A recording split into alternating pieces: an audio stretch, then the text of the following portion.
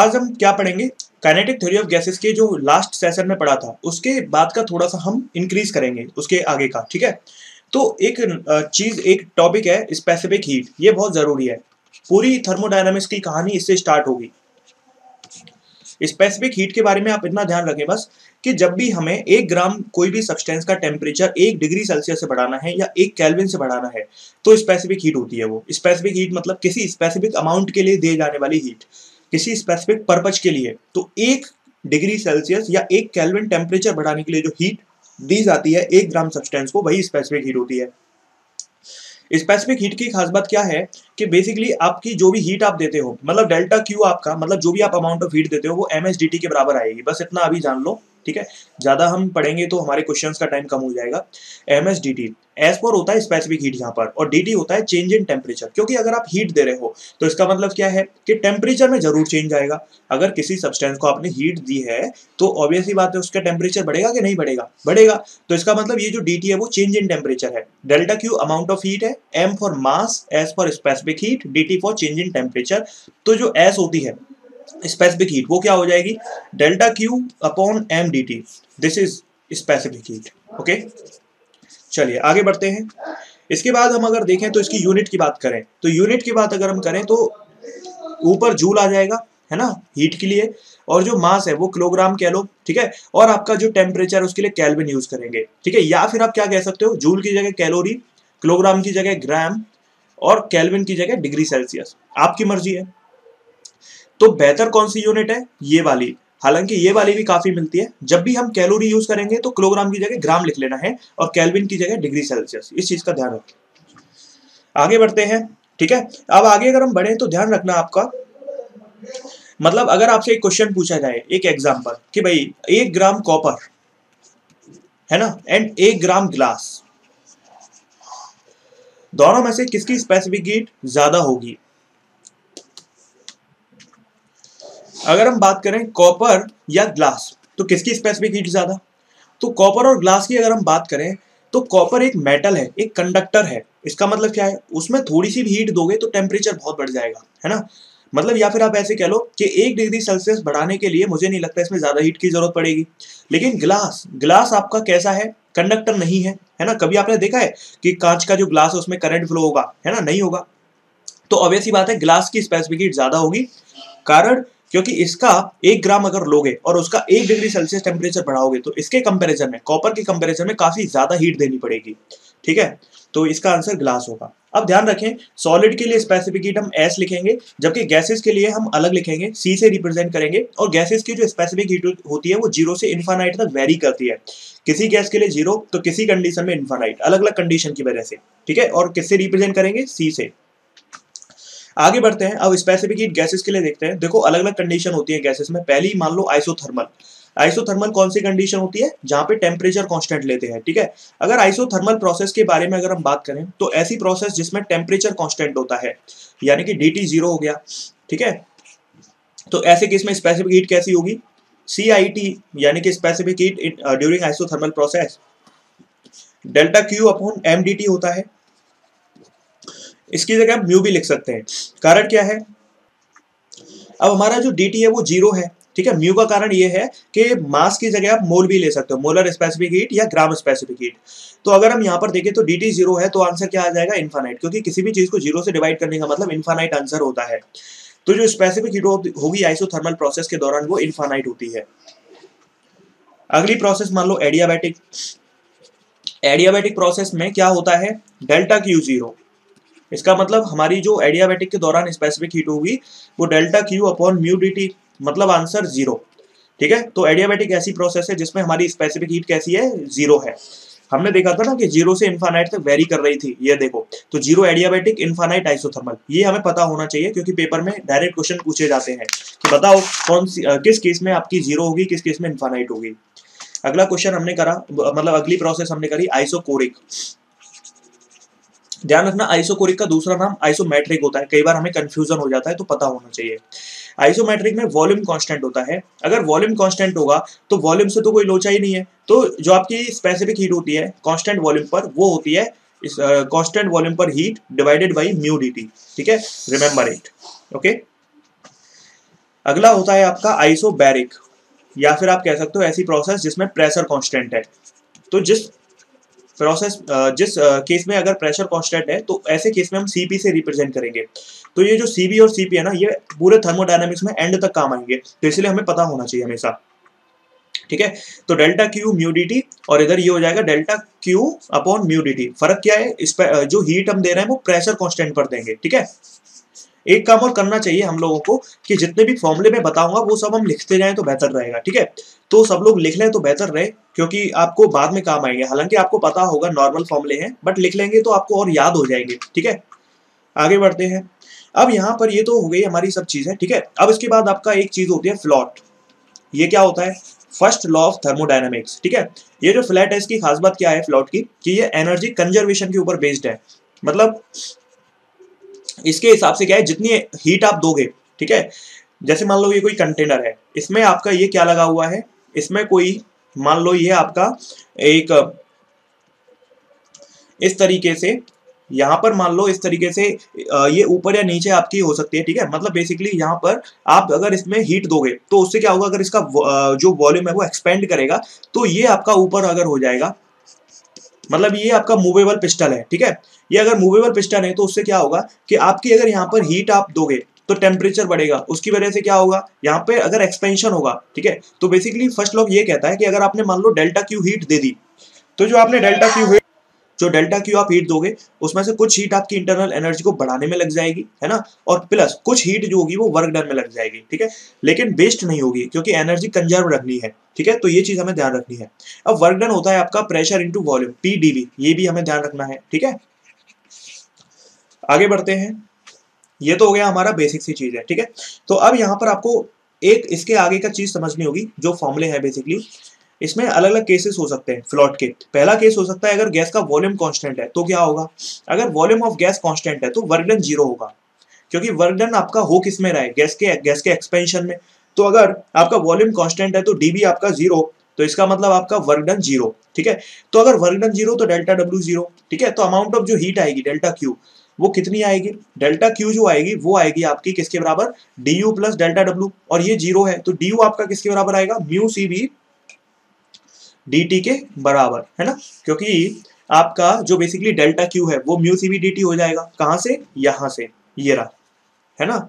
अगर delta Q आपका mu CB dt हो गया तो क्योंकि आपका जो डेल्टा डब्ल्यू है वो किसके बराबर हो जाएगा, डेल्टा डब्ल्यू आपका डी यू के बराबर हो जाएगा, क्योंकि डेल्टा डब्ल्यू जीरो है, डेल्टा क्यू डी यू के बराबर हो गया, तो दोनों ही आपके एक ही फॉर्मूले के बराबर हो गए। तो यहां से हमें पता चला कि जो डी यू है वो आपका म्यू सीबी dt होगा। ठीक है, अब आगे से हमें हमेशा ध्यान रखना है, चाहे कोई भी केस हो, लेकिन चेंज इन इंटरनल एनर्जी हमेशा म्यू सीबी dt ही आनी है। कारण क्या है, हमें याद होना चाहिए कि आइडियल गैस जो थी उसमें आपकी इंटरमॉलिक्यूलर फोर्सेस जीरो थे, और आपकी जो इंटरनल ये एनर्जी होती है किसी और चीज पे डिपेंड नहीं करती है, ना प्रेशर पे डिपेंड करेगी ना किसी और चीज पे, ये सिर्फ डिपेंड करेगी आपकी यहाँ पर वॉल्यूम पर। ठीक है, तो यहाँ पर म्यू सीबी dt हो जाएगा। ठीक है, बस आपको इस पे ध्यान रखना है, कभी भी प्रेशर हो चाहे कोई भी केस हो, जैसे दूसरा केस है फ्लॉट के लिए, अगर प्रेशर गैस का कॉन्स्टेंट है, अगर प्रेशर कॉन्स्टेंट होगा तो हमारा जो बेसिकली डेल्टा क्यू है वो क्या हो जाएगा, म्यू सीबी dt की जगह म्यू सीपी dt हो जाएगा। ठीक है, अगर ये म्यू सीपी dt हो गया तो हमारा ये म्यू सीपी dt किसके बराबर हो जाएगा, D you plus delta W. अब की बार डेल्टा डब्ल्यू आ जाएगा, क्यों, क्योंकि वॉल्यूम अब की बार कांस्टेंट नहीं है। तो यहां से हम देख सकते हैं, अच्छा हमारा जो वर्क डन है पीवी की जगह हम म्यू आर टी भी लिख सकते हैं, तो इसलिए हम इसको म्यू आर डी टी भी लिख सकते हैं। तो आपको आगे से ध्यान रखना है कि इसकी कई बार आपको जरूरत पड़ सकती है। म्यू सीपी डी टी किसके बराबर हो जाएगा, देखो डी यू हमेशा म्यू सीबी डी टी ही रहना है, ये मैं ऑलरेडी आपको बता चुका हूं। ये केवल टेम्परेचर पे डिपेंड करती है, प्रेशर वॉल्यूम पे डिपेंड नहीं करती है। इंटरनल एनर्जी आगे से ध्यान रखेंगे, ये म्यू आर डी टी के बराबर हो गया। बस हमें इतना अगर याद है तो डेफिनेटली काफी हेल्प हमें मिल जाएगी। ठीक है, आगे एक और चीज ध्यान रखें कि जो आपकी इंटरनल एनर्जी होती है जो वो आपकी काइनेटिक एनर्जी के बराबर होती है। आप जानते हो आइडियल गैस में पोटेंशियल एनर्जी जीरो होती है, हमने पढ़ा ही था काइनेटिक थ्योरी ऑफ गैसेस की स्टार्टिंग में, और ये हम ऑलरेडी जानते हैं काइनेटिक एनर्जी हमारी क्या थी, F upon two mu R T थी। तो यहाँ से आप देख सकते हो कि हमारी जो U है वो केवल टेम्परेचर पे डिपेंड करती है। ठीक है, अच्छा आगे अगर हम बात करें तो CV जो होता है वो F अपॉन टू आर आएगा। कहाँ से आएगा ये जो आएगा वो आएगा आपका, अगर आप देखो यहाँ पर du की जगह इसको अगर आगे सॉल्व करो तो du की जगह म्यू cv dt रखोगे, dt से dt कट जाएगा तो आपका म्यू से म्यू भी कट जाएगा, तो आपका जो बचेगा वो ये बचेगा cv इक्वल टू f/2r। तो cv क्या है? स्पेसिफिक हीट है, ध्यान रखना, कांस्टेंट वॉल्यूम पर। f क्या है? Degree of freedom. Degree of freedom किसके लिए कितना होता है? 3, 5, 5, 6 होता है। Monoatomic, diatomic, triatomic, linear, triatomic, non linear. पहली चीज आइडियल गैस के लिए 3 होता है, ठीक है। तो f/2r, r फॉर आपका वही यूनिवर्सल गैस कांस्टेंट 8.31 वाला है ना, या फिर हमारा 2 कैलोरी वाला, ठीक है, 8.31 जूल पर केजी पर मोल वाला, ठीक है। अब ये हमारा cv हो गया। तो cv क्या है? आपकी स्पेसिफिक हीट कांस्टेंट वॉल्यूम पर। अब कांस्टेंट प्रेशर पर भी होती है cp। तो ध्यान रखना, एक होता है मेयर रिलेशन। तो मेयर रिलेशन कहां से आता है? इस वाले, इसको अगर हम सॉल्व करें, देखो इसको, इसमें काटाकूटी करें तो जो cp बचेगा ना वो देखो cv प्लस r के बराबर बचेगा। तो जब हम cv को इधर ले जाएंगे तो cp माइनस cv हमारा r के बराबर होता है। इसी को कहते हैं मेयर रिलेशन। हालांकि नाम याद रखना जरूरी नहीं है, रिलेशन याद रखना जरूरी है, ठीक है। तो ये आप सब चीज लिखते ही जाइए क्योंकि अभी हम क्वेश्चंस करेंगे तो काफी हेल्प होगी, ठीक है। तो cp कितना आता है? जो भी cv की वैल्यू है उसमें r जोड़ना होता है। cv की वैल्यू अगर f/2r थी तो एक r अगर इसमें जोड़ दोगे तो आपका cp भी आ जाएगा। तो cp था क्या? आपकी specific heat at constant pressure होती है, f/2 plus 1 multiply by r, ठीक है। अब अगला होता है रेशियो ऑफ स्पेसिफिक हीट, जिसे हम गामा कहते हैं। गामा रेशियो होता है, मतलब स्पेसिफिक हीट cp/cv। तो गामा का ये फिक्स फॉर्मूला है cp/cv। ध्यान रखना, cp की वैल्यू कितनी है? f/2 प्लस 1r, और cv की कितनी है? f/2r। r से r गया तो आपका जो गामा बचा वो कितना बचता है? 1 प्लस 2/f। ये ना लोग भूल जाते हैं, इसको नजरअंदाज कर देते हैं। आपको नहीं करना है, आपको ये नजरअंदाज नहीं करना है, ये बहुत ज्यादा जरूरी फॉर्मूला है, बार बार काम आएगा, कई बार डायरेक्ट क्वेश्चन आपको देखने को मिलेंगे, ठीक है। नजरअंदाज ना करें इस फॉर्मूले को, काफी इंपॉर्टेंट है। अगर हम इसको शिफ्ट कर दें इधर तो हमारा जो f आएगा वो 2/गामा-1 आएगा। इसको डायरेक्ट याद रखेंगे तो आपके बहुत सारे क्वेश्चन ना फटाफट सॉल्व होंगे। तो इसीलिए इसको नजरअंदाज ना करें बिल्कुल भी, ये काफी इंपॉर्टेंट फॉर्मूला है, ठीक है, क्योंकि इसके क्वेश्चन आपको पेपर में पिछले प्रीवियस ईयर के जब करने बैठोगे तो बहुत मिलेंगे डायरेक्टली, ठीक है। अब यहाँ पर आपको ये सब चीजें समझ में आनी चाहिए, ठीक है। अब ये मान लो मिक्सिंग का क्वेश्चन है तो कैसे करोगे? cp मिक्स हो जाएगा μ1 cp1 प्लस μ2 cp2, इस तरीके से, ठीक है। जैसे हमने पिछले केटीजी के अंदर मिक्सिंग के क्वेश्चन करे थे वैसे ही यहाँ पर भी मिक्सिंग के क्वेश्चन आ सकते हैं। और जो cp मिक्स है वो क्या हो जाएगा? ये हो जाएगा आपका obviously cv1 plus μ2 cv2 divided by total mole. Mu का मतलब याद है ना, मोल होते हैं, ठीक है। अगर आपको यहाँ पर गामा निकालना है, गामा मिक्स निकालना है तो कैसे निकालेंगे? ऊपर ले लो cp मिक्स, नीचे ले लो cv मिक्स, ठीक है। तो ये सब चीजें ध्यान रखेंगे। इसके बाद एक और बहुत इंपॉर्टेंट चीज मैं आपको बताने जा रहा हूँ, वैन डर वाल gas equation for real gas. अगर आपने फिजिकल केमिस्ट्री पढ़ी है तो उसमें एक चैप्टर होता है क्लास 11th के अंदर, तो उस चैप्टर के अंदर आपको वैन डर वाल इक्वेशन पढ़ाई जाती है। आइडियल गैस के लिए तो देखो PV equal to mu R होती थी, हमने इसके कई रूप देखे थे, कई वर्जन। जैसे क्या था याद दिला देता हूँ, PV equal to NKT, P upon rho equal to R T upon MW. ये एक भी भूल मत जाना, thermodynamics is all about formula. अगर आपको फॉर्मूले याद हैं समझ लो आपके क्वेश्चन हो गए, फॉर्मूले और आपके क्या कैलकुलेशन, ठीक है। ऐसी मॉडर्न फिजिक्स है, ऐसी थर्मोडायनामिक्स है। देखो ये तीन, इसके अलग अलग वर्जन याद होने चाहिए। अब यहाँ पर अगर हम बात करें रियल गैस के लिए क्या होती है, रियल गैस के लिए इस तरीके से होती है, ठीक है। हमने उसके अंदर पढ़ा था, आपको याद हो तो यूनिट डायमेंशन के रिवीजन के दौरान, है ना। तो this is for real gas, ठीक है। हमारी जो प्रैक्टिकल गैसेस होती है उनके लिए ये फॉर्मूला होता है, ठीक है। अब इसमें ए और बी कांस्टेंट होते हैं, म्यू आपके मोल है, V for volume, P for pressure, ठीक है, टी फॉर टेम्परेचर। ए और बी आपके क्या रहते हैं? कांस्टेंट। आइडियल गैस के लिए ये 0 होते हैं, इसीलिए हमारा क्या बन जाता है? PV equal to mu R T, ठीक है। ये सब चीजें ध्यान रखनी है। अब एक क्वेश्चन कर लेते हैं, बहुत देर से हम थ्योरी पढ़ रहे हैं, तो एक क्वेश्चन है सिंपल सा कि CO2 गैस है, ठीक है। CO2 गैस है मतलब ट्राई एटॉमिक है, ठीक है। वैन डर वाल गैस इक्वेशन उसके लिए हमें दी गई है कि भाई P जो है वो RT upon 2V minus B minus A upon 4 multiply by 1 upon V square. इस तरीके की एक इक्वेशन हमें दी गई है। आपको बताना है number of mole CO2 gas के कितने हैं। देखो हमारी जो रियल गैस इक्वेशन है वो है क्या, हमारी जो रियल गैस इक्वेशन है अगर उससे हम इसको कंपेयर करें तो वो इक्वेशन क्या थी, P प्लस, हम क्या करें इसको इधर शिफ्ट कर दें तो हमारी उसी तरीके की इक्वेशन बन जाएगी, है ना। तो अगर हम इसको इधर शिफ्ट कर दें तो ये कितना हो जाएगा,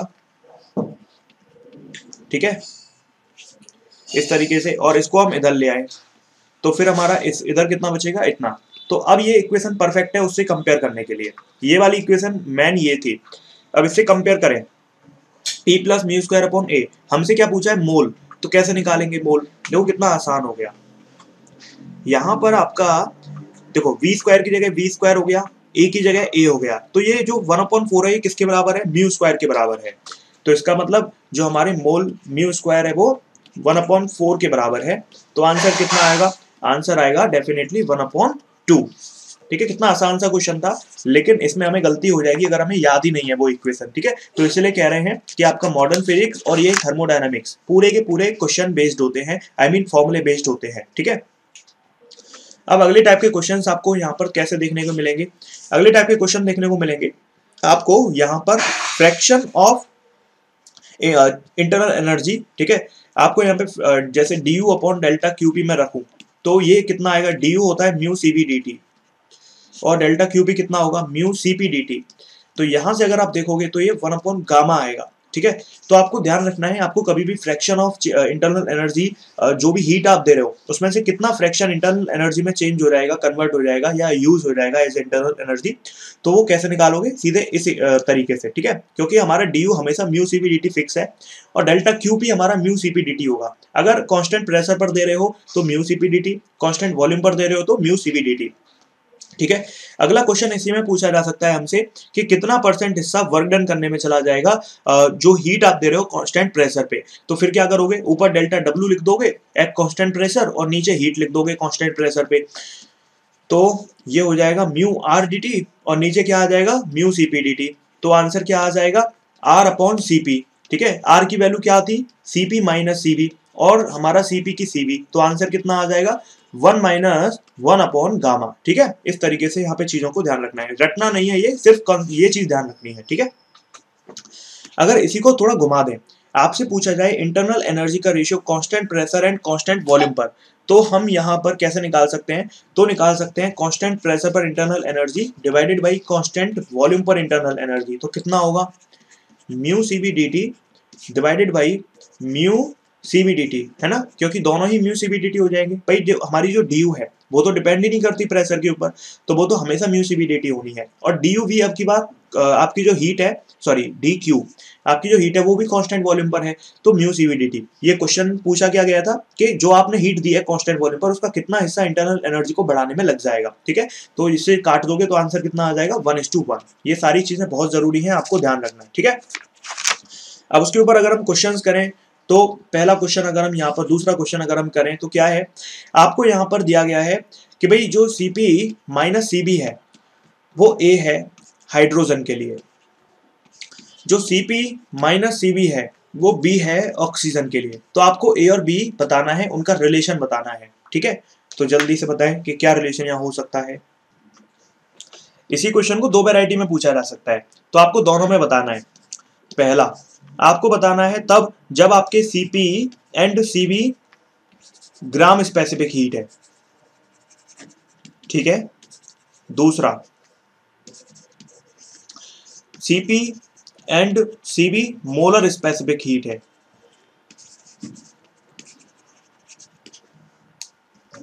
तो अगर हम यहां पर देखें तो पहले को और दूसरे को, दोनों को पहले सॉल्व करते हैं। ठीक है, अगर हमसे ग्राम स्पेसिफिक हीट की बात करी गई है तो हमारा जो A होगा, वैसे तो देखो Cp माइनस Cb R के बराबर होता है, लेकिन वो कब होता है, वो तब होता है जब मोलर स्पेसिफिक हीट होती है। तो देखो अगर A और B दोनों ही R के बराबर होंगे तो मोलर स्पेसिफिक हीट के केस में, यानी कि ये जो दूसरा वाला क्वेश्चन था उसमें आंसर 1:1 आएगा। लेकिन अगर हम ग्राम स्पेसिफिक हीट की बात करें तो जो A है वो R/mW के बराबर होगा। ठीक है, तो ये हमारा R/2 के बराबर हो जाएगा, और जो हमारा B है वो R/mW के बराबर होगा। ठीक है, तो दूसरा केस में आपकी ऑक्सीजन है, ऑक्सीजन का मॉलिक्यूलर वेट कितना होता है, 32। तो आंसर कितना आएगा, ए और बी का रिलेशन जो ए होगा वो हमारा 16 बी के बराबर आएगा। इनको डिवाइड कर देंगे दोनों को, ठीक है। तो इस तरीके से हम दोनों क्वेश्चन को यहाँ पर करने की कोशिश करेंगे, ठीक है। इस तरीके से हैंडल कर सकते हैं सारे क्वेश्चन को। नेक्स्ट क्वेश्चन करते हैं। अगला क्वेश्चन जो हम करने वाले हैं वो करने वाले हैं, देखो gas mixture consist of 2 mole of oxygen. Oxygen है जिसके 2 मोल है, ठीक है। और आपका आर्गन है उसके 4 मोल हैं, ठीक है। और नेग्लेक्टिंग आपको कोई भी वाइब्रेशन मोड को नहीं लेना है, मतलब इसका क्या है, डिग्री ऑफ फ्रीडम के लिए कहा गया है, ठीक है। और आपको यहाँ पर टोटल इंटरनल एनर्जी सिस्टम की बतानी है, मतलब calculate the total internal energy of system, ठीक है। क्वेश्चन क्या है, टोटल इंटरनल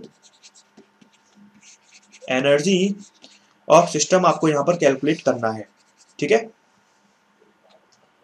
तो हमारा जो एनर्जी का फॉर्मूला होता था वो होता था F/2 म्यू आर टी। देखो ऑक्सीजन और आर्गन 2 गैसेस हैं, इंटरनल एनर्जी का फॉर्मूला हम जानते हैं क्या होता है, F/2 म्यू आर टी, ठीक है। तो दोनों के लिए अलग अलग निकाल लेते हैं, जोड़ देंगे।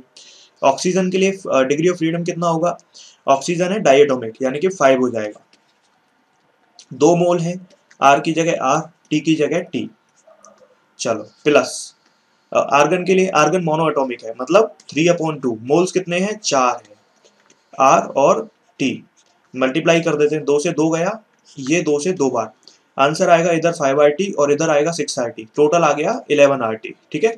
तो इस तरीके से हमारा जो आंसर है वो 11RT यहाँ पर होगा। अगला क्वेश्चन क्या है, अगला क्वेश्चन है आपका यहाँ पर, नेक्स्ट क्वेश्चन हम करेंगे, ठीक है। अभी हम एक मिक्सचर का क्वेश्चन कर लेते हैं, ठीक है। अभी हमने एक भी क्वेश्चन मिक्सिंग का नहीं किया है यहाँ पे, तो एक मिक्सिंग का क्वेश्चन कर लेते हैं। क्वेश्चन ये है कि 2 मोल है मोनोएटॉमिक गैसेस के, उनको मिक्स किया आपने, ठीक है। 1 मोल है डायटोमिक गैस का, ठीक है। देखो क्वेश्चन ये है ना, समझ गए, 2 मोल्स तो आपका कैसे हैं, 2 मोल्स हैं आपके मोनोएटॉमिक गैस के, ठीक है, और 1 मोल है आपका डायटोमिक का। तो आपको यहां पर बताना है गामा फॉर द मिक्सचर कितना होगा, ठीक है। गामा फॉर द मिक्सचर हमें कैलकुलेट करना है। अब कैसे कैलकुलेट करें, बस आपको वो देखना है। तो देखो गामा मिक्सिंग का फॉर्मूला हमने पढ़ा था, ठीक है। तो गामा जो मिक्सिंग था वो हुआ करता था Cp mix upon Cb mix, ठीक है। अच्छा अब Cp मिक्स क्या कितना होता है, Cp मिक्स जो होता है वो होता है μ1 Cp1 μ2 Cp2 और नीचे total mole divided by C1 V1 plus C2 V2, नीचे टोटल मोल से टोटल मोल गए। तो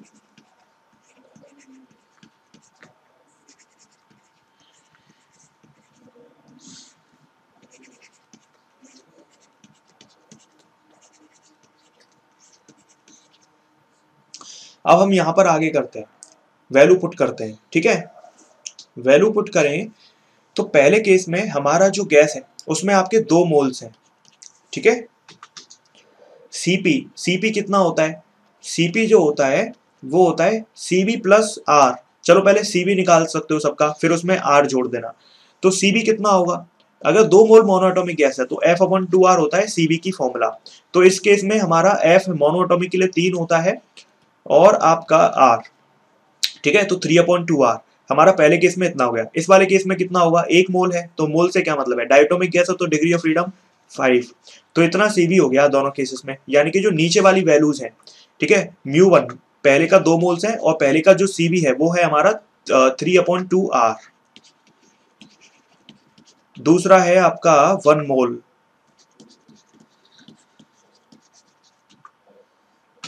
और ऊपर आप देखें तो μ1 Cp1, Cp कितना होगा, इसमें R और जोड़ दो, है ना, Cp आ जाएगा। तो इसमें R और जोड़ोगे तो कितना हो जाएगा, 5/2R प्लस 1 इंटू इसमें कितना जोड़ोगे, R और जोड़ोगे तो कितना हो जाएगा 7/2R। बस इतना सा हमें यूज करना था। सब काट दो आप यहाँ पे जो भी काट सकते हो, क्योंकि जो μ1 प्लस μ2 वो तो कट ही जाएंगे। तो R R R R ये तो कट ही गए, सॉल्व करना था, क्या कर लो, 2 से 2 गया, 2 से 2 गया, तो इधर बचेगा 5 प्लस इधर बचेगा हमारा कितना 7/2, मतलब 3.5, इसको देखो तो 3 और इधर कितना बचेगा 2.5, तो ऊपर कितना आया 8.5, नीचे कितना आया 5.5। आंसर कितना आया, आंसर आया हमारा, इसको कितने से काट सकते हो आप, इसको 5 से काट सकते हो, ठीक है। तो आंसर कितना आएगा 17/11, ठीक है। तो इस तरीके से इसको और सॉल्व कर लो तो और भी आंसर आ जाएगा, ठीक है। कितना आ जाएगा 6, तो आपका 5 55, 5 आया, फिर से 4, मतलब इस तरीके से आ ही जाएगा आपका आंसर। तो गामा आपका इतना आ गया। ध्यान रखना गामा की वैल्यू हमेशा 1 से लेकर 2 तक ही आएगी, ठीक है, ये फिक्स है, ध्यान रखना, ठीक है। तो इस तरीके से हम ऐसे क्वेश्चंस को आसानी से कर सकते हैं। अगला क्वेश्चन करते हैं, अगला हम जो है अगला क्वेश्चन करते हैं, ठीक है। नेक्स्ट क्वेश्चन जो है बेसिकली वो आपका थोड़ा सा इनसे हटके होगा, हमने जो अभी तक देखे हैं। तो अगला क्वेश्चन क्या है, अगला क्वेश्चन है आपका कि एक गैस है, उसके लिए आपका जो सीवी दिया गया है वो दिया गया है 4.96 कैलोरी पर मोल केल्विन, ठीक है। The increase in internal energy of 2 mole gas, आपके जो मोल्स हैं यहाँ पर गैस के वो 2 मोल हैं, ओके। क्वेश्चन कह रहा है कि आपका जो इंक्रीज इन इंटरनल एनर्जी है वो कितना होगा, मतलब आपको एक तरीके से यहाँ पर डी यू कैलकुलेट करना है, इंटरनल एनर्जी में कितना इंक्रीज होगा अगर टेम्परेचर आपका 340 केल्विन से 342 केल्विन हो गया है, तो आपको डी यू बताना है। तो अगर हम देखें तो हमारी जो डी यू है वो कितनी आएगी, mu C V D T, simple सा था। म्यू की वैल्यू कितनी है, म्यू है 2 मोल, सीवी की वैल्यू कितनी है 4.96। अच्छा देखो ये मोल दिया गया है, अगर ये ग्राम में होता तो दिक्कत हो जाती, फिर इसको मोलर में करना पड़ता, ठीक है, इस चीज का ध्यान रखना था। और आपका जो डी है वो 2, तो आंसर कितना आ जाएगा, वही लगभग 19 पॉइंट कुछ आ जाएगा, है ना, मतलब 19 कुछ कैलोरी आ जाएगा, ठीक है। चलो एक और क्वेश्चन करते हैं अभी। नेक्स्ट क्वेश्चन है आपका, एक गैस है जिसके लिए गामा आपको दिया गया है 5/3, आपको आपने इसको हीट किया है कांस्टेंट प्रेशर के ऊपर, कांस्टेंट प्रेशर है, इसका मतलब ध्यान रखे ना, डीयू में गलती मत कर देना, डीयू तो म्यू सीबी डीटी ही लेना है हमेशा।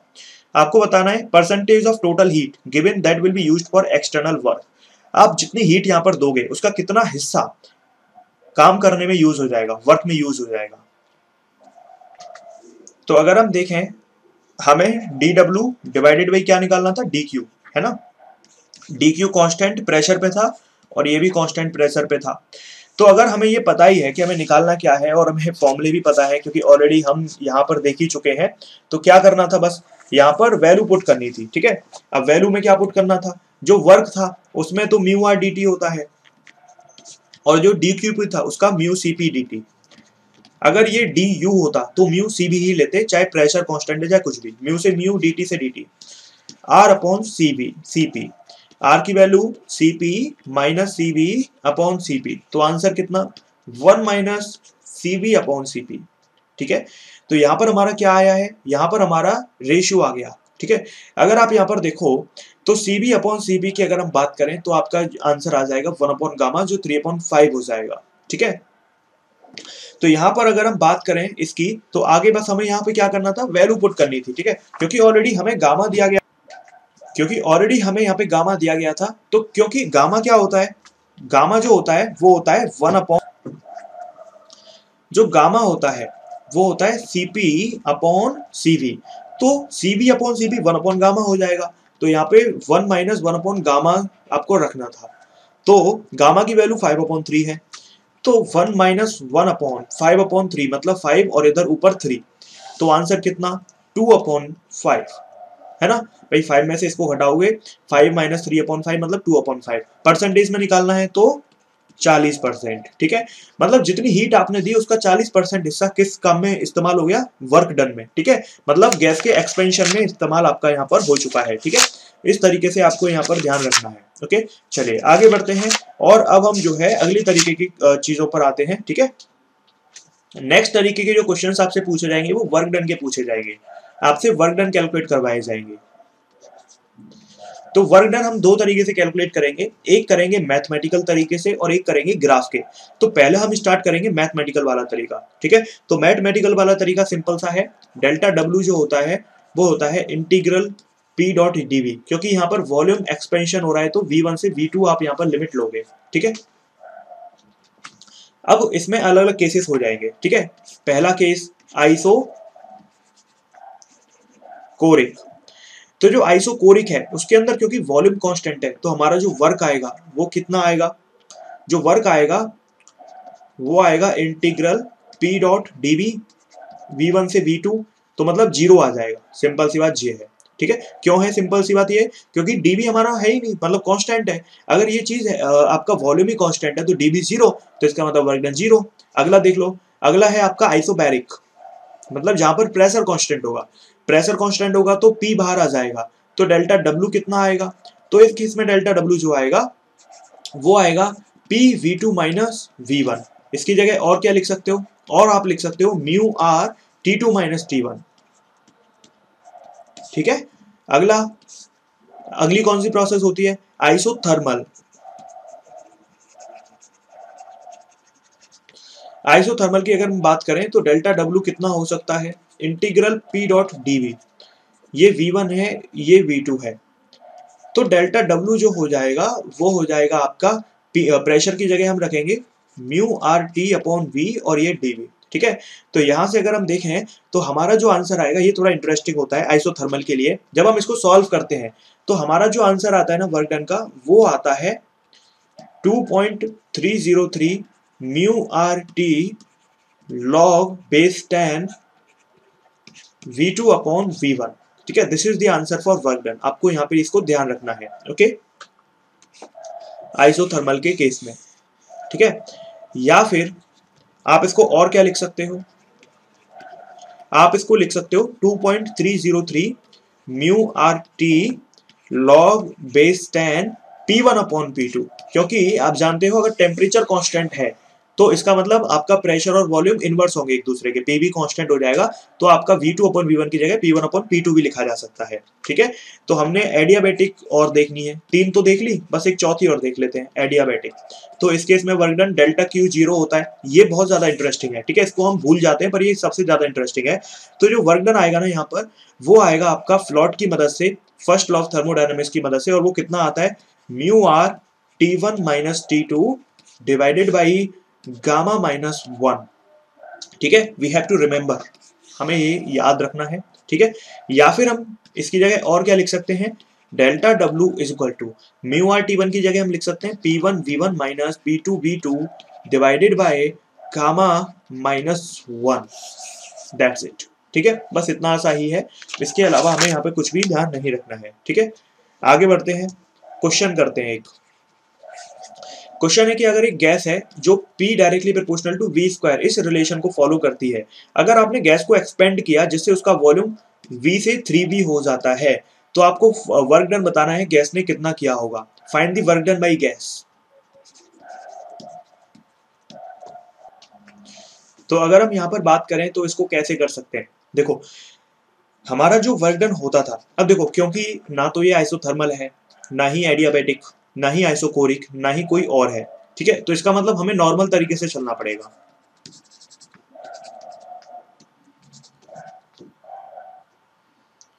अब हम आगे बढ़ते हैं, प्रेशर की वैल्यू पुट करते हैं। प्रेशर कितना होगा, तो हमारा K फॉर कांस्टेंट है, ठीक है। जब हम किसी भी डायरेक्टली प्रोपोर्शनल रिलेशन को हटाते हैं तो एक कांस्टेंट ले लेते हैं, तो कांस्टेंट की जगह हमने K लिख लिया है, K की value P upon V square हो जाएगी। तो यहां से हम देख सकते हैं कि जो हमारा प्रेशर है उसकी जगह पर हम क्या ला सकते हैं, प्रेशर की जगह पर K V स्क्वायर हम लिख सकते हैं, ठीक है। तो K V स्क्वायर dV, कुछ भी कांस्टेंट ले लो उससे कोई फर्क नहीं पड़ता है। अब हम क्या करें, सीधे सीधे बस इंटीग्रेशन कर दें, K कांस्टेंट है बाहर ले लेते हैं, अंदर क्या बचेगा V स्क्वायर dV। लिमिट कहां से कहां तक है, क्योंकि वॉल्यूम आपने V से 3V एक्सपेंड कर रहे हो। अब यहां पर इसको सॉल्व कर लो, इसका इंटीग्रेशन हो जाएगा, पावर 1 जुड़ जाएगी और अपॉन में 3 आ जाएगा, और लिमिट कहां से कहां तक, V से 3V। इधर आपका ऑलरेडी K है ही है, यानी कि K अपॉन 3, और लिमिट में अपर लिमिट रखोगे तो 3V का क्यूब हो जाएगा माइनस V का क्यूब हो जाएगा, ठीक है। तो यहां पर आगे बढ़ते जाओ, तो delta W K upon 3, 3V का क्यूब कितना होता है, 3 3 जा 9, 9 3 जा 27, तो ये हो जाएगा 27 V की पावर 3 माइनस V की पावर 3। अच्छा, K की वैल्यू क्या थी, K की वैल्यू थी P अपॉन V स्क्वायर, तो हमारा जो W आ जाएगा वो आ जाएगा P/3V² मल्टीप्लाई बाई 26V⁻³ तो आंसर कितना, इससे ये कट गया तो आंसर आ जाएगा 26P और एक V बचेगा डिवाइडेड बाई 3, तो हमारा ये इतना आंसर यहाँ पर आ जाएगा 26/3PV। ठीक है, तो हम कह सकते हैं कि इतना वर्क डन हमारा यहाँ पर हो जाएगा। तो ये काफी इंटरेस्टिंग क्वेश्चन था। अब एक तो ये तरीका हो गया जो हमारा मैथमेटिकल तरीका था, दूसरा है work done by graphical method. Graphical कौन सा तरीका होता है, ग्राफिकल तरीका होता है बेसिकली इसके अंदर क्या करना होता है, जो वर्क डन होता है हमारा वो एरिया के इक्वल होता है, area enclosed by PV curve. ठीक है, एंड वॉल्यूम एक्सिस। बस हमें ये ध्यान रखना है कि जो हमारा वर्क डन होगा वो area enclosed by PV curve and volume axis के बिटवीन होगा। ठीक है, लेकिन दिक्कत कहाँ आती है, वर्क डन के साइन में। दूसरी चीज ध्यान रखना, वर्क डन पॉजिटिव आएगा कई बार नेगेटिव आएगा। तो कब नेगेटिव कब पॉजिटिव, पॉजिटिव तब होगा जब वॉल्यूम एक्सपेंड होगा, नेगेटिव तब होगा जब वॉल्यूम जो है कंप्रेस होगा, गैस का कंप्रेशन होगा। ठीक है, चलो अब यहाँ पर आप इसको ध्यान रखना है। क्वेश्चन करते हैं, पहला क्वेश्चन है आपका इस तरीके से,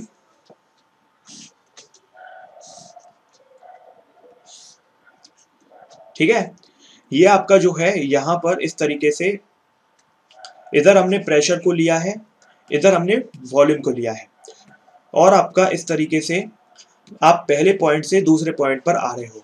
आपको बताना है सिर्फ कि वॉल्यूम पॉजिटिव होगा या नेगेटिव। आंसर पॉजिटिव आएगा, नेगेटिव कैसे पता करेंगे, वॉल्यूम को देखकर। वॉल्यूम हमारा बढ़ रहा है कि घट रहा है, बताओ वॉल्यूम बढ़ रहा है कि घट रहा है। इस पॉइंट पर यहां थे, इस पॉइंट पर यहां आ गए, इस पॉइंट पर यहां आ गए, इसका मतलब वॉल्यूम बढ़ रहा है, और जब वॉल्यूम बढ़ेगा तो वर्क डन पॉजिटिव आएगा। ठीक है, इसका मतलब पॉजिटिव आंसर बिल्कुल सही है। आगे आते हैं, अगला क्वेश्चन करते हैं। अगला क्वेश्चन है इस तरीके से, इधर आपका प्रेशर, इधर आपका वॉल्यूम, तो हमारा क्या आंसर होगा, क्योंकि यहाँ वॉल्यूम बढ़ रहा है तो एक ही बार में समझ में आना चाहिए पॉजिटिव वर्क होगा। ठीक है, तो बस हमें इतना सा यहाँ पर समझना चाहिए था। ठीक है, आगे बढ़ते हैं, अगला क्वेश्चन करते हैं। तो ग्राफ में और कैसे क्वेश्चन आ सकते हैं, देखो अब की बार हम यहाँ पर थोड़ा इंटरेस्टिंग क्वेश्चन,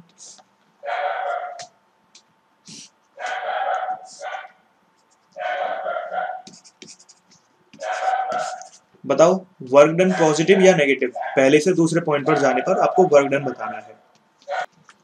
तो आंसर क्या होना चाहिए, सब लोग समझ गए पॉजिटिव, क्या पॉजिटिव यहाँ पर होना चाहिए, तो पॉजिटिव होना चाहिए नेगेटिव।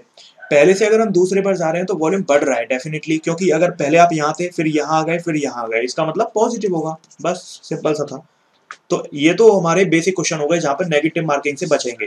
अब आते हैं मेन क्वेश्चंस पर। आपसे क्वेश्चन पूछा जा सकता है इस तरीके से, ठीक है, और ऐसे। अब यहां पर ये है हमारा प्रेशर, ये है हमारा वॉल्यूम, वॉल्यूम है आपका मीटर क्यूब में, प्रेशर है हमारा एसआई यूनिट न्यूटन पर मीटर स्क्वायर में। तो आपके लिए एक और बेनिफिट हो गया कि पहले से एसआई में दे दिया। अब ये हमारा कोई पॉइंट ए है, ये कोई पॉइंट बी है, ये कोई पॉइंट सी है। क्वेश्चन ये है कि भाई अगर यहां पर आपका वॉल्यूम 10 है, ठीक है, और इस पॉइंट पर 20 है, और इस पॉइंट पर आपका 50 है मीटर क्यूब में, आपका यहाँ पर पॉइंट बी पर जो प्रेशर है वो 2 है, पॉइंट सी पर जो प्रेशर है वो आपका 12 है। ठीक है, तो आपको बताना क्या है कि टोटल वर्क डन यहाँ पर कितना होगा। ठीक है, और आप पहले ए से बी गए, फिर बी से सी गए, फिर आप कहां पर गए, फिर आप गए इस 50 तक, मतलब ऐसे यहां तक डी पर। ठीक है, और फिर आप जो है ए बी सी डी आपके मतलब इस वाले पार्ट में पूरा वर्क डन आपको कैलकुलेट करना है। तो यहाँ पर कितना आंसर हो सकता है देखते हैं। तो अगर आप देखो तो बेसिकली आप जो है ए से बी गए, बी से सी गए, सी से डी गए, तो करना क्या था, बस हमें यहाँ पर चेक करना था वर्क डन को। ठीक है, और हम जानते हैं वर्क डन होता है आपका एरिया, पीवी और वी एक्सिस के बीच का जितना भी एरिया है। तो अगर हम यहाँ से यहाँ तक का निकालें तो इसका एरिया ले लेते हैं। ठीक है, और अगर हम यहाँ से यहाँ तक का निकालें तो क्या कर सकते हैं, आपका ये पूरा एरिया ले सकते हैं। ठीक है, तो आपको करना क्या है, आपको यहां पर ये पूरा एरिया देखना है। तो अब क्या करें ऐसा, तो अगर हम यहाँ पर देखें तो हमारा जो डेल्टा डब्ल्यू होगा वो होगा हमारा delta W A B plus delta W C B plus delta W C D, है ना, यही तो है, ए बी सी बी और सी डी। तो अगर हम यहाँ पर डेल्टा डब्ल्यू ए बी देखें तो ये कितना होगा, ये होगा आपका पी वी। अब इसका एरिया क्या होगा, रेक्टेंगल का एरिया 20 में से 10 गए 10 और यहाँ पर 2 है, ठीक है, तो 2 गुणा 10 यानी कि 20 हो जाएगा। अच्छा माइनस होगा प्लस माइनस, क्योंकि वॉल्यूम देखो अंदर की तरफ है यानी कि घट रहा है, इसका मतलब ये माइनस के 20 जूल हो गया। प्लस सीबी, सीबी में आपका जो वॉल्यूम है वो एक ही जगह पर है, यानी कि आइसोकोरिक, और आइसोकोरिक में हमेशा वर्क डन जीरो होता है ना, क्योंकि वॉल्यूम वॉल्यूम वर्क डन होता है पीडीबी। अब डीबी जीरो है तो वर्क डन भी जीरो। सी से डी पर गए तो वॉल्यूम बढ़ रहा है, ठीक है, 10 से 50 हो गया 40, और इधर आपका 12 और नीचे आप मतलब 40 मल्टीप्लाई बाई 12 आपको करना है, ठीक है, तो प्लस में करोगे, क्यों, क्योंकि वॉल्यूम बढ़ रहा है, तो बस इतना सा करना था। तो आंसर कितना आएगा, डेफिनेटली ये हो जाएगा माइनस के 20 और ये हो जाएगा हमारा कितना 480, तो आंसर आएगा हमारा 460 जूल। ठीक है, आगे बढ़ते हैं, इस तरीके से हमें यहाँ पर चीजों को करना है सॉल्व। ठीक है, आगे बढ़ते हैं, अब हम यहाँ पर साइक्लिक प्रोसेस में वर्क डन निकालना सीखते हैं। तो साइक्लिक प्रोसेस में जो वर्क डन होता है वो क्या होता है, जो वर्क डन होता है वो बेसिकली वही होता है, area enclosed bye close loop.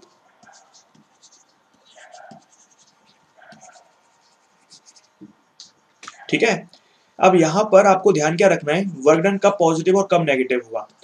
Work done कब पॉजिटिव होगा, जब आपकी साइक्लिक प्रोसेस में डायरेक्शन क्लॉकवाइज है, और कब नेगेटिव होगा, जब साइक्लिक प्रोसेस में डायरेक्शन एंटी क्लॉकवाइज है। ठीक है, चलो अगली चीज क्या ध्यान रखनी है, किसी भी साइक्लिक प्रोसेस के लिए दो चीज ध्यान रखनी है।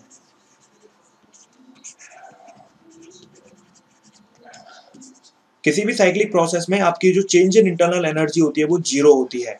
ठीक है, ये बात ध्यान रखेंगे, क्यों, क्योंकि आपका टेम्परेचर कांस्टेंट रहेगा। अगली चीज ध्यान रखना, जो भी आप पूरी की पूरी हीट दोगे किसी भी साइक्लिक प्रोसेस में, वो केवल आपका वर्क में यूज होगी, क्योंकि आपका डी यू जीरो है। फ्लॉट याद है ना, D delta Q delta W plus D you हुआ करता था, क्योंकि डी यू जीरो, तो ये सारी की सारी एनर्जी वर्क में कन्वर्ट हो जाएगी। अब हम यहाँ पर कुछ एग्जांपल्स करते हैं या कुछ क्वेश्चंस करते हैं, और उनमें हम पहले डायरेक्शन सीखेंगे और फिर उसके बाद हम वर्क डन निकालना सीखेंगे। ठीक है, तो सबसे पहले हम यहाँ पर एक सिंपल सा मतलब एक सबसे सिंपल नेगेटिव मार्किंग को दूर करने के लिए क्वेश्चन देख लेते हैं। इस तरीके से इधर हमारा प्रेशर ले लो, इधर हमारा वॉल्यूम ले लो। ठीक है, ये हो गया ए बी सी डी। इस लूप में आपको ये बताना है कि भाई वर्क डन हमारा पॉजिटिव होगा या नेगेटिव होगा।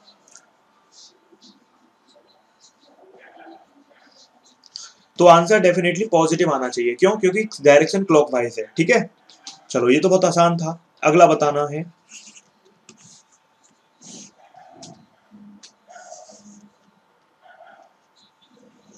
ठीक है, तो आपको इसमें बताना है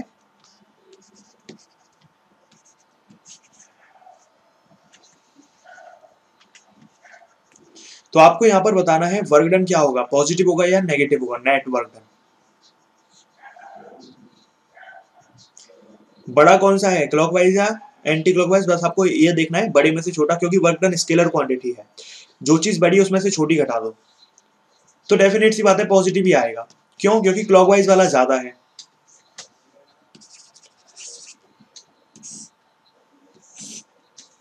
अब हमें नेक्स्ट क्वेश्चन करना है, जो कैलकुलेशन के लिए आपको करना है। ये हमारा इस तरीके से है,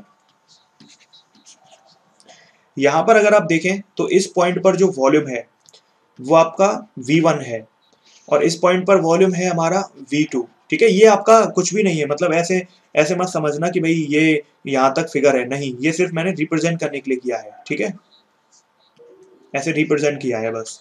और इस प्रेशर है हमारा नीचे वाले पॉइंट पर, इस वाले पॉइंट पर P1, और जब आप यहां पर पहुंच जाते हो तो P2।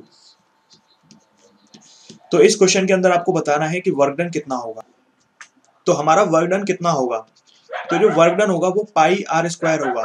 ठीक है, वही वर्क डन क्या होता था, जो हमारा क्लोज साइकिल है उसका बेसिकली एरिया, तो किसी भी सर्कल का एरिया पाई आर स्क्वायर होता है। तो अगर हम यहाँ पर देखें तो पाई की वैल्यू पाई, रेडियस कितना होगा। देखो ऐसे क्वेश्चंस में ध्यान रखना है प्रेशर और वॉल्यूम दोनों को हमें यूज करना पड़ेगा, ठीक है। तो अगर हम देखें प्रेशर के रेस्पेक्ट में रेडियस कितनी होगी, तो प्रेशर के रेस्पेक्ट में रेडियस कितनी होगी, यहाँ से यहाँ तक आपका पूरा डायमीटर हो गया P2 माइनस P1, इसका आधा कर दोगे तो रेडियस आ जाएगी। ऐसे ही वॉल्यूम वाला V2 माइनस V1, इसका आधा कर दोगे तो रेडियस आ जाएगी। इतना ही वर्क डन आपका होगा। पॉजिटिव होगा या नेगेटिव होगा वो आपको सिर्फ साइन से पता चल जाएगा, तो पॉजिटिव होगा क्योंकि क्लॉकवाइज है। अगला आगे बढ़ते हैं और हम नेक्स्ट चीजों को देखते हैं, ठीक है। अब यहाँ पर हमारे अगले टाइप के क्वेश्चंस को कवर करेंगे और देखेंगे कि हमारे भाई नेक्स्ट क्वेश्चंस क्या हैं, ठीक है। तो आपके लिए बहुत जरूरी है मतलब सारे क्वेश्चंस को समझना। देखते हैं क्या है नेक्स्ट टाइप के क्वेश्चंस। तो क्वेश्चन करते हैं अगला, ठीक है, बहुत जरूरी है अगला क्वेश्चन समझना। तो अगला क्वेश्चन है हमारा कि एक थर्मोडायनामिक प्रोसेस है जहां पर pressure of a fixed mass of gas is changed in such a manner that the gas release 20 joule of heat. मतलब क्वेश्चन समझ में आया, 20 जूल ऑफ हीट आपकी रिलीज हुई है, ये डेल्टा क्यू मान लो। अब आपकी 8 जूल ऑफ वर्क यहाँ पर हुआ है, ठीक है। तो 8 जूल वर्क आपका इसके गैस के ऊपर हुआ है, ठीक है। तो वर्क डन के साइन में आपको बता दूं, जब भी गैस के ऊपर वर्क होगा, ठीक है, जब भी गैस के ऊपर वर्क होगा यानी कि आपने क्या किया है, गैस को क्या किया है, कंप्रेस किया है, तो उसका वॉल्यूम कम किया गया होगा, तो इसका मतलब आपका नेगेटिव वर्क होगा। जब भी गैस के ऊपर वर्क होगा, जब भी गैस खुद वर्क करेगी मतलब उसका वॉल्यूम एक्सपेंड हुआ होगा, मतलब पॉजिटिव। तो यहाँ पर वर्क का आंसर माइनस ऑफ 8 जूल आने वाला है, ठीक है। तो ये हमें समझना होगा। उसके बाद हमारा क्या है नेक्स्ट, वर्क डन हो गया और आपकी हीट हो गई। आगे कहा गया है आपका अगर इनिशियल इंटरनल एनर्जी गैस की 30 जूल है, मतलब आप ऐसे मान लो U1 आपकी 30 जूल है, तो आपको बताना है फाइनल इंटरनल एनर्जी कितनी होगी, ठीक है। और मैं आपको साइन बता देता हूं, इस क्वेश्चन को करने से पहले आप साइन समझ लो। देखो अगर मैं बात करूं साइन की, तो इस क्वेश्चन को करने से पहले हमें साइन आना बहुत जरूरी है। तो पहला साइन हमारा जो डेल्टा क्यू का है, जो पहला साइन होगा वो होगा हमारा पॉजिटिव या नेगेटिव। हीट को जब आप सिस्टम को दोगे तो पॉजिटिव, सिस्टम से बाहर निकलेगी तो नेगेटिव। यानी कि इस वाले केस में सिस्टम से बाहर निकली है तो मतलब ये -20 रही होगी। अगला साइन है इंटरनल एनर्जी का, ये भी पॉजिटिव ये भी नेगेटिव। जब भी इंटरनल, जब क्योंकि हम जानते हैं U directly proportional to temperature होती है, फॉर्मूला याद है ना, F/2 μRT। तो जब भी टेम्परेचर बढ़ाओगे तो U बढ़ेगी मतलब पॉजिटिव, जब भी टेम्परेचर घटाओगे तो U घटेगी। अगला है आपका W मतलब वर्क डन। तो वर्क डन पॉजिटिव कब लेना है और कब नेगेटिव लेना है, जब भी वॉल्यूम बढ़ाओगे, मतलब गैस जब वर्क करेगी तो ये पॉजिटिव आएगा, जब भी गैस कंप्रेस होगी तो नेगेटिव आएगा, ठीक है। बस इतने से साइन है। तो अब हम इसे डिसाइड करें अगर इसमें, तो इसमें वर्क नेगेटिव होगा, क्यों, क्योंकि वर्क गैस पर हुआ है मतलब गैस कंप्रेस हुई होगी, ठीक है। तो हमारा Q आ गया, W आ गया। अब इसमें U कैसे निकालेंगे, तो इसमें यूज कर लो फ्लॉट, फर्स्ट लॉ ऑफ थर्मोडायनामिक्स। तो कैसे इसको करेंगे, सीधे वैल्यू ही तो पुट करनी थी, कुछ करना ही नहीं था इसमें अलग से। तो हमारा जो यहाँ पर हमें निकालना क्या है, देखो हमारा जो डेल्टा Q है वो डेल्टा W प्लस DU के बराबर होता है। अब डेल्टा Q कितना है, -20, डेल्टा W -8 प्लस DU मतलब U final minus U initial, ये इधर आ गया तो -20 में से 8 गए तो कितने बचते हैं, -12। U2 कितना है, U2 है हमारा कितना 30, U1 है 30, U2 तो निकालना ही है, इसको इधर ले आओ तो आंसर कितना आया, प्लस के 18 जूल, ठीक है। इस तरीके से हमारा, तो बेसिकली हम क्वेश्चन करेंगे अगले टॉपिक के ऊपर। तो हमारा जो नेक्स्ट टॉपिक है वो क्या है, वो है आपका स्लोप के questions, slope of PV diagram,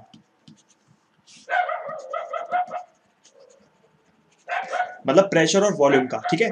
तो स्लोप की अगर मैं बात करूं तो सबसे पहले आइसोकोरिक, अगर इधर वॉल्यूम लो इधर प्रेशर लो, तो आइसोकोरिक के लिए स्लोप कितना आएगा, इन्फानाइट, है ना। स्लोप क्या होता है, dp/dv, तो इन्फानाइट आ जाएगा क्योंकि एंगल 90 डिग्री है। दूसरा आइसोबारिक, आइसोबारिक में प्रेशर कांस्टेंट, अगर प्रेशर कांस्टेंट है तो स्लोप कितना आएगा, 0, क्योंकि dp इक्वल टू dp/dv होता है, ठीक है।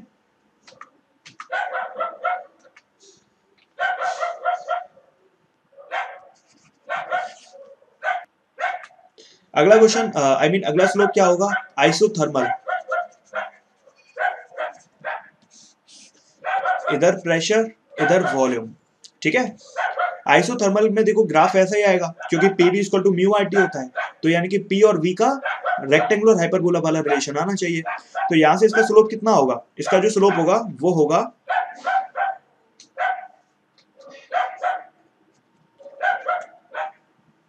ऐसे, है ना।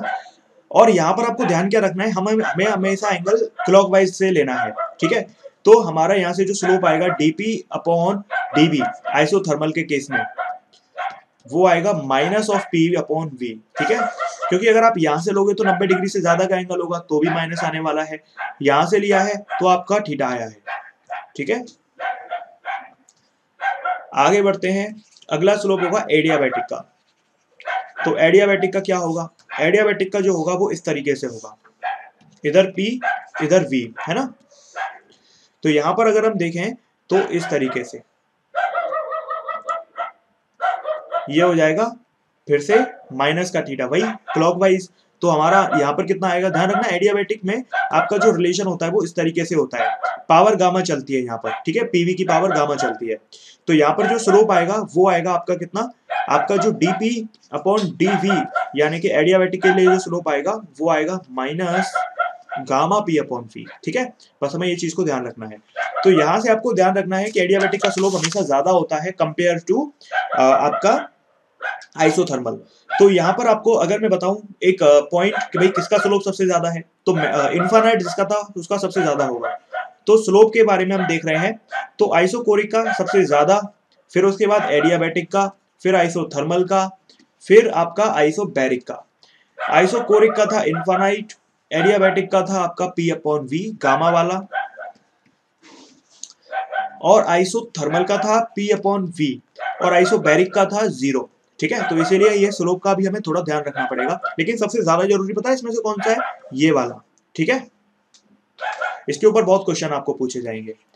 चलो अब उसके बाद आपको यहाँ पर क्वेश्चन कैसे पूछे जाएंगे वो देखो। ये हमारा पीवी कर्व हमने बनाया, ठीक है।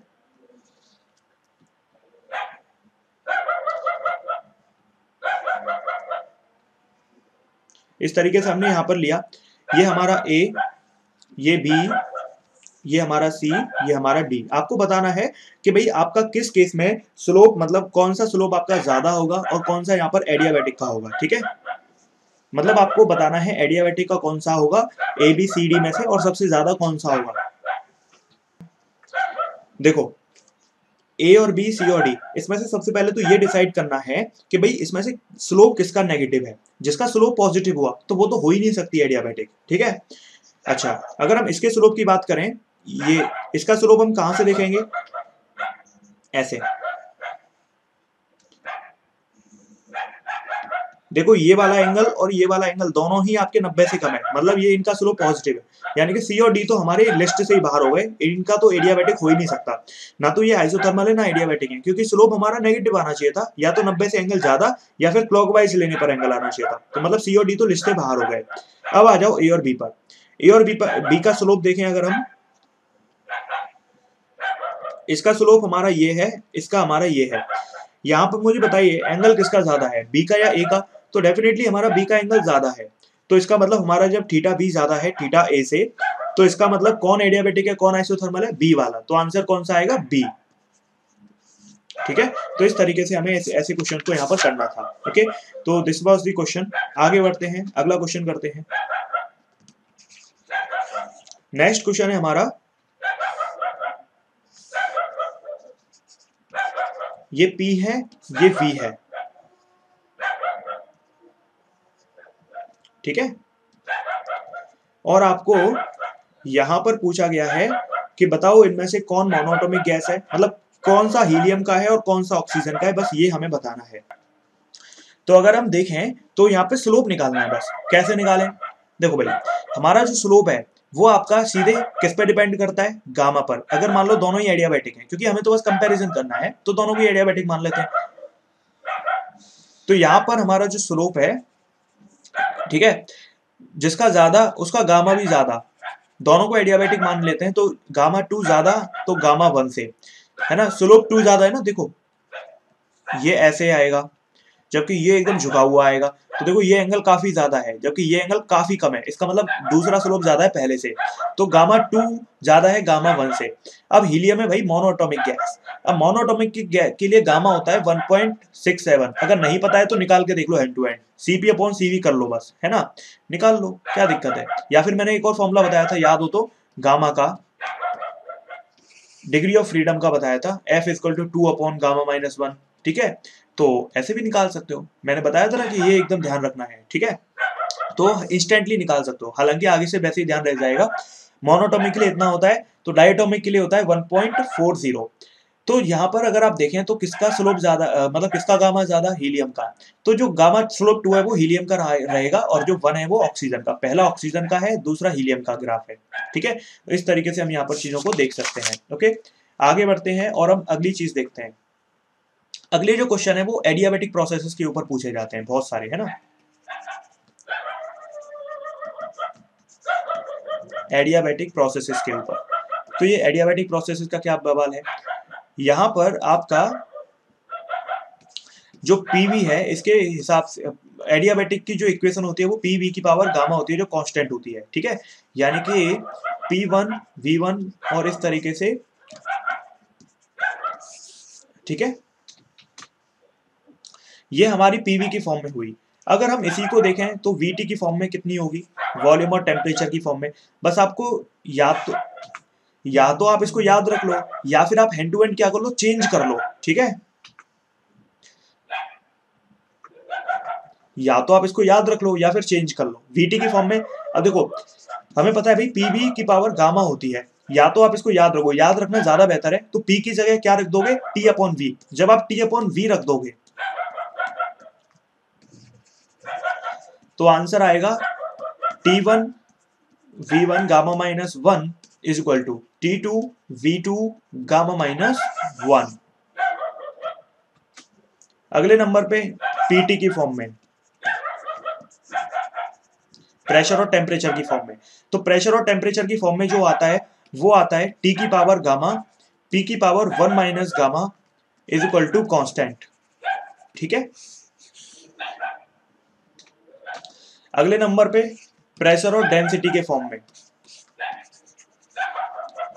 तो ये होता है P/ρ की power gamma is equal to constant. कभी भूल जाए तो कैसे निकालोगे, वॉल्यूम की जगह 1 डेंसिटी रख दे रहा, ठीक है,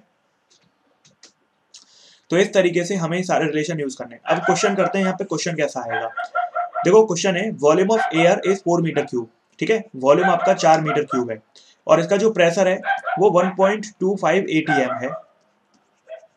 अगर गैस सडनली एडियाबेटिकली कंप्रेस कर दिया आपने, ध्यान रखना एडियाबेटिकली कंप्रेस करी है, मतलब आपको हिंट दे दी उसने, हिंट दे दी आपको उसने कि भाई एडियाबेटिक वाली प्रोसेस, यानी कि आपको बस पीवी की power gamma equal to constant याद आ जाना चाहिए तुरंत, क्योंकि एक जगह प्रेशर दिया गया है, सॉरी ये एक जगह वॉल्यूम दिया गया है तो एक जगह प्रेशर दिया गया है, ठीक है। अब यहाँ पर आपसे पूछा गया कि अगर उसे कंप्रेस कर दिया गैस को तो उसका जो फाइनल वॉल्यूम है वो 1 मीटर क्यूब हो गया। जब गैस को कंप्रेस करोगे तो वॉल्यूम तो कम होगा ही, और आपका जो फाइनल प्रेशर है वो कितना होगा ये बता दो, बस इसमें यूज करो, ठीक है। एयर के लिए बात करी गई है, तो एयर के लिए आपको यहाँ पर गामा याद होना चाहिए, गामा एयर के लिए 3/2 होता है, 1.5 आपको दिया गया है, ठीक है, कोई खास आपको जरूरत नहीं है, आपको ये दिया गया है जो होता है आपका कितना 1.5 होता नहीं है, मतलब दिया गया है बेसिकली, वैल्यू पुट कर दो आंसर आ जाएगा, ठीक है। तो कैसे करेंगे, P1 V1 है ना is equal to P2 V2 की पावर गामा, वैल्यू पुट कर दो बस।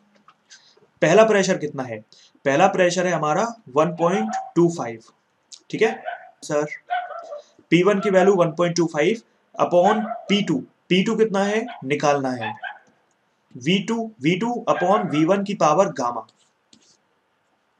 अच्छा V2 कितना है 1, तो यहां पर हमारा कितना रख देना चाहिए हमें 1।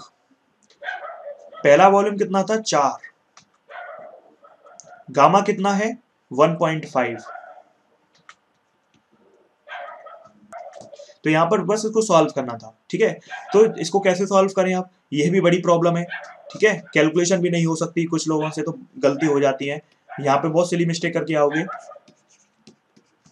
तो अगर हम देखें तो हमारी जो 1/4 है, ठीक है, इसकी पावर हमारी 3/2 है। 1.5 का मतलब 3/2 होता है, यानी कि अगर आप यहां पर देखें, इसको उल्टा कर दें तो ऊपर 4, इसकी पावर 3/2 है। आप इसको क्या लिख सकते हो, 2 की पावर 2 मल्टीप्लाई बाई 3/2, यानी कि 2 से 2 गया तो आंसर कितना आ जाएगा 8, क्योंकि भाई 2 की पावर 3 8 और ये 1.25, तो आंसर डेफिनेटली 10 ATM आएगा। तो आई होप आप सबको थर्मोडायनामिक्स अच्छे से समझ में आया होगा। अब इसमें बस एक ही टॉपिक बचता है, वो है हमारा हीट इंजन वाला, ठीक है। तो हीट इंजन वाला टॉपिक भी हम देख लेंगे, वो बहुत इजी सा टॉपिक होता है, ठीक है, उसके क्वेश्चंस करने का अभी टाइम नहीं है। तो आगे बढ़ते हैं और नेक्स्ट क्लासेस में देखेंगे उसको, ठीक है। तो ये सारा हमारा एक वन शॉट में आप देख सकते हो सारी स्लाइड्स को। तो इस तरीके से हमने सारी चीजों को आज पढ़ने की कोशिश करी है, ठीक है, थर्मोडायनामिक्स को पूरा करने की कोशिश करी है। आई होप सारे क्वेश्चन समझ में आए होंगे। और अब सारे लोग एक बार इस क्लास को पूरा देखने के बाद ज्यादा नहीं तो 50 क्वेश्चन तो थर्मोडायनामिक्स की प्रैक्टिस कर ही लेंगे, ठीक है। करने तो 100-150 चाहिए, क्योंकि thermodynamics is very easy topic, और यहाँ पर अगर आपने इसकी प्रैक्टिस कर ली तो आपका स्कोर काफी ज्यादा आ सकता है, ठीक है। चलिए, thank you, have a nice day, have a nice day night, ठीक है, जो भी है।